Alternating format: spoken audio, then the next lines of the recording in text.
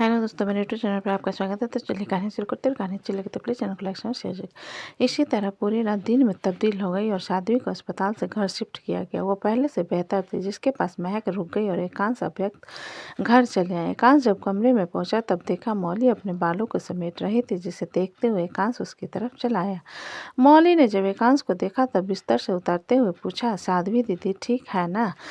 मैं हॉस्पिटल आना चाहती थी, लेकिन एकांश ने बीच में मौली के मुंह पर हाथ रखते हुए उसे रोक दिया और उसे लेकर बिस्तर पर गिर दिया। मुझे सोना है, ये कहते एकांश ने मौली के ऊपर अपना एक पैर रखा और उसे अपने सीने से लगा लिया। एकांश के पैर अभी भी नीचे थे और मौली पूरी तरह से उसके अंदर दब गई थी, जिस कारण मौली ने एकांश को दूर करने की कोशिश करते हुए कहा, कुछ बता क्यों नहीं रहे हो आप? दीदी तो ठीक है ना? एकांश ने आंखें खोल मौली को देखते हुए कहा, वो ठीक है, बहुत जल्दी पूरी तरह ठीक हो जाएगी। मौली ने अपना सिर हिलाते हुए कहा, मैं भी उन्हें देखने जाऊंगी। एकांश ने अपना सिर हिलाते हुए कहा, मैं तुम्हें खुद लेकर चलूंगा, लेकिन पहले मुझे सोना है। मौली ने एकांश के सिर को सहलाते हुए कहा, ठीक है, सो जाइए। एकांश ने मौली के चेहरे को देखते हुए कहा, मौली मैं तुम्हें एक बात बताऊंगी। मौली ने आंखें चढ़ा दी, जिस पर एकांश ने कहा, मुझे तुम्हारी मम्मी पापा के बारे में पता है। मौली ने चौंकते हुए पूछा, क्या? एकांश ने सिर हिलाते हुए कहा, हाँ, मुझे तुम्हारे बायोलॉजिकल पेरेंट्स के बारे में पता है। मौली ने एकांश की आंखों पर हाथ रखते हुए कहा, सो जाइए, आप नींद में बड़बड़ा रहे हो। एकांश ने मौली के हाथ को नीचे करते हुए कहा, आई एम सीरियस, क्या तुम उन लोगों से नहीं मिलना चाहती? मौली ने अपना सिर नहीं में हिलाते हुए कहा, नहीं मिलना चाहती। मेरे पापा का नाम प्रशांत सूर्यवंशी है और मेरी माँ का नाम सुष्मिता सूर्यवंशी। एकांश ने मौली की बात सुन कहा, क्यों? मौली ने जवाब में कहा, मेरे लिए फायदा है, मुझे उन लोगों की जिम्मेदारी नहीं उठानी पड़ेगी, और दूसरा, शायद मैं उनके लिए बोझ थी, इसलिए मुझे फेंक दिया, तो मैं उन लोगों के पीछे क्यों जाऊं? और सबसे इम्पोर्टेंट बात, मैं उन्हें नहीं जानती, लेकिन आप जानते हो, तो अगर कभी भी वो मेरे आसपास हो रहे तो प्लीज़ उन्हें मुझसे दूर कर दीजिएगा। एकांश ने मौली की तरफ हैरानी से देखा, तब मौली ने अपना सिर हिलाते हुए कहा, प्लीज़ मुझे और कुछ नहीं चाहिए। एकांश ने अपना सिर हिलाते हुए कहा, ओके। मौली ने एकांश की आंखों पर हाथ रखते हुए कहा, अब तो सो जाइए, ताकि आप जल्दी उठे और मुझे दीदी के पास लेकर चलें। एकांश ने मौली के कमर पर हाथ लपेटते हुए कहा, ठीक है, 4 घंटे बाद चलेंगे, मुझे उठा देना। इतना कहकर एकांश सो गया और मौली उसके कई बातों को याद कर सोचने लगी। अव्यक्त जब अपने बेडरूम में आया तब उसने देखा अवधि घोड़े बेचकर सो रही थी, जिसे देखते हुए एक गहरी सांस भर अव्यक्त ने अपना लैपटॉप उठाया और कमरे से बाहर निकल सीधा स्टडी रूम में चला आया, जहां उसने आकर देखा चित्रांग बैठा कुछ कर रहा था, जिसे एक नज़र देखने के बाद अव्यक्त जाकर सोफे पर बैठ गया। चित्रांग ने अव्यक्त की तरफ देखा और कहा, जो पुलिस स्टेशन में हुआ उस बात को लेकर नाराज हो मुझसे? अव्यक्त ने चित्रांग की बात सुन कहा, इसमें नाराज़गी वाली कौन सी बात है? आपकी नज़र में जो आपको सही लगा आपने वो उसे सपोर्ट किया, और मेरी नज़र में जो मुझे सही लगा मैंने उसे सपोर्ट किया। चित्रांग ने हल्का मुस्कुराकर कहा, बात नज़र की नहीं है, बात जुबान की है। मैंने करण को कहा था कि मैं हमेशा उसका साथ दूंगा, चाहे। अव्यक्त ने चित्रांग की बात को बीच में काटते हुए कहा, चाहे वो सच का साथ दे या चाहे गलत का, और इसमें गलती आपकी नहीं है चाचू, आपकी कोई बेटी नहीं है, बस इस बात की गलती है। चित्रांग ने कुछ पल अव्यक्त को देखने के बाद कहा, शायद, और मुझे पता है कि साध्वी मेरी भांजी है, मुझे ऐसा नहीं करना चाहिए था। It's okay. मिस्टर चावला के साथ आपकी दोस्ती बच गई, लेकिन उनका बेटा नहीं बचेगा। ये कहते हुए अव्यक्त ने किसी को कॉल मिला दिया। दूसरी तरफ से आयुष्मान ने कॉल अटेंड किया और कहा, हेलो। अव्यक्त ने कहा, जज साहब, एक केस को लेकर मुझे आपसे बात करनी है। आयुष्मान ने अव्यक्त की बात सुन कहा, मुझे स्मृति ने बताया अगर ये केस मेरे अंदर आता है तो मैं संभाल लूँगा, लेकिन अगर ये किसी और के अंदर आता है तो मैं कोशिश करूँगा। अव्यक्त ने आयुष्मान की बात सुन अपना सिर हिलाते हुए कहा, thank you so much. Ayushman ने जल्दी से कहा, There is no need for this. It is my duty to support the right. Sadhvi का ख्याल रखना। इतना कहकर आयुष्मान ने कॉल कट कर दिया और अव्यक्त ने कुछ पल इस बारे में सोचने के बाद चित्रांग से कहा, आपके दोस्त कब तक आ रहे हैं? चित्रांग ने एक बार टाइम की तरफ देखा और कहा, उसकी फ्लाइट लैंड कर चुकी होगी। अव्यक्त ने अपना सिर हिला दिया और कुछ पल लैपटॉप में लगे रहने के बाद अपने लैपटॉप उठाकर कमरे में चला आया, जहां पहुँच पहुंचकर उसने देखा अवधि को सोकर उठ चुकी थी और नहाकर बाहर निकली थी। जिसे देखा अव्यक्त अपना लैपटॉप टेबल पर रख फ्रेश होने के लिए कबर्ड से कपड़े निकालने लगा। जिसे देखते हुए अवधि ने कहा, साध्वी दीदी कैसी है? अव्यक्त ने जवाब दिया, घर में है और पहले से अब ठीक है। अवधि ने अपना सिर हिलाते हुए कहा, ठीक है, आप फ्रेश हो जाओ, मैं नीचे जाती हूँ। इतना कहकर अवधि वहाँ से चले जाने लगी, जिस पर अव्यक्त ने उसे रोकते हुए कहा, अवधि। अवधि ने सिर घुमाकर अव्यक्त की तरफ देखते हुए कहा, हम?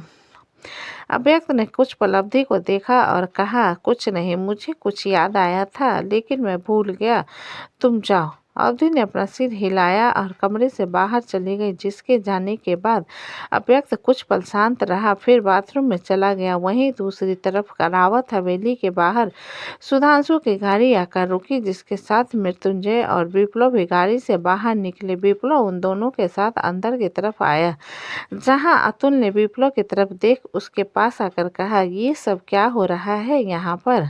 अतुल की बात पर विप्लव ने कहा, सिद्धार्थ जिस लड़की से प्यार करता था वो मेरी भांजी थी और उन्हें ही बचाते हुए सिद्धार्थ नहीं रहा।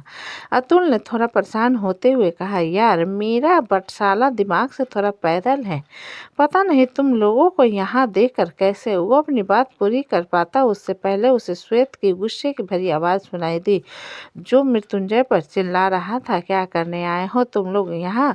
हमेशा से हम सभी की जिंदगी में जहर घोला है तुम लोगों ने, और आज मेरे बेटे को मुझसे छीन लिया। दफा हो जाओ यहाँ से। अतुल और विप्लव ने एक साथ उसे तरफ देखा और आगे आ गया। श्वेत सफेद रंग के कुर्ते पजामे में एकदम बुढ़ा लग रहा था। उसकी आंखें रोने के कारण लाल हो गई थी और उसके चेहरे की सारी चमक गायब हो गई थी। जहां श्वेत के चिल्लाने पर सुधांशु ने कहा, हमें सिद्धार्थ की मौत का खेद है, लेकिन हमने कुछ नहीं किया है, हम बस सिद्धार्थ को अंतिम विदाई देने आए हैं।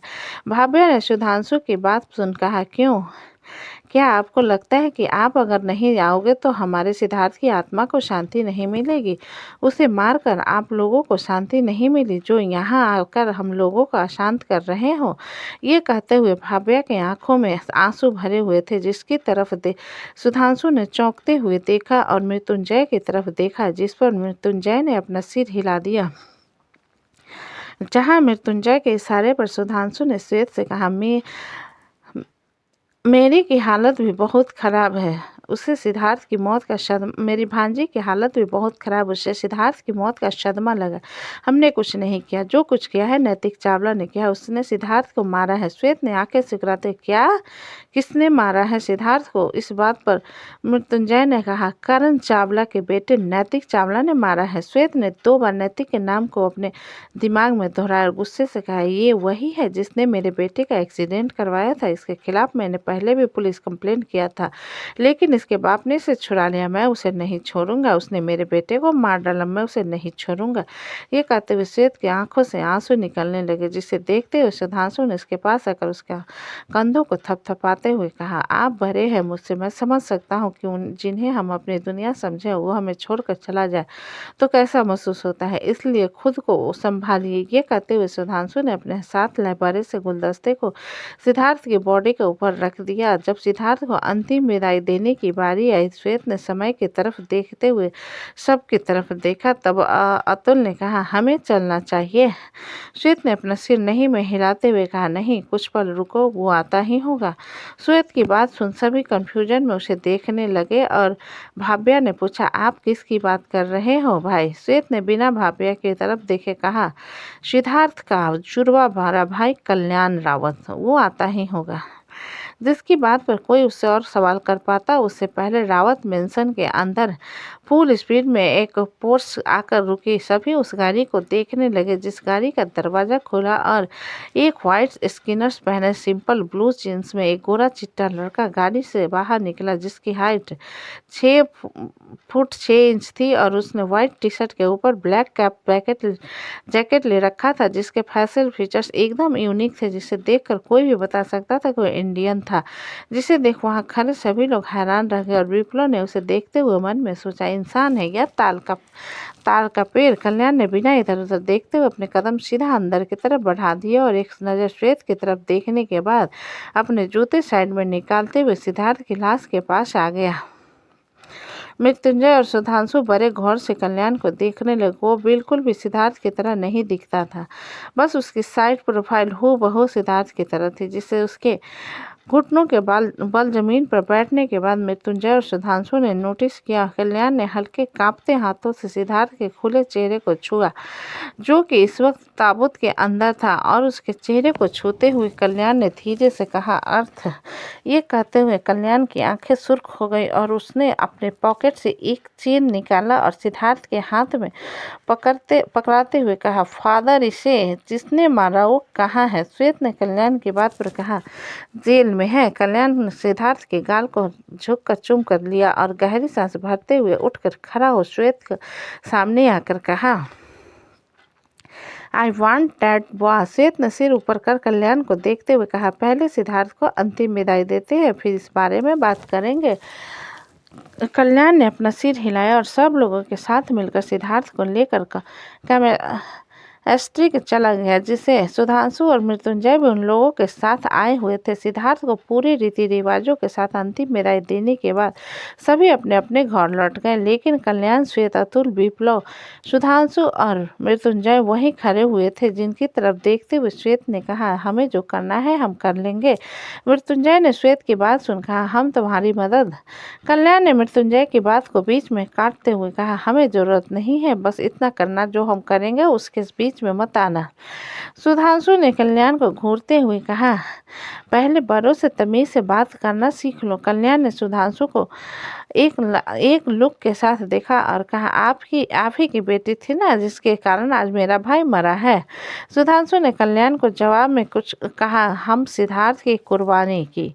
कल्याण ने सिद्धार्थ की बात को बीच में काटते हुए कहा, उसे कुर्बानी नहीं कहते, उसे अपने महबूब के लिए जान देना कहते हैं, जो आजकल के मजनू कहते तो है, कर नहीं पाते। सुधांशु ने कल्याण को इग्नोर करते हुए कहा, तुमसे बात नहीं करनी। फिर श्वेत से कहा, मुझसे जो हो सकेगा मैं वो करूंगी। श्वेत ने सुधांशु के पास सच में जो कहूँगा करोगे?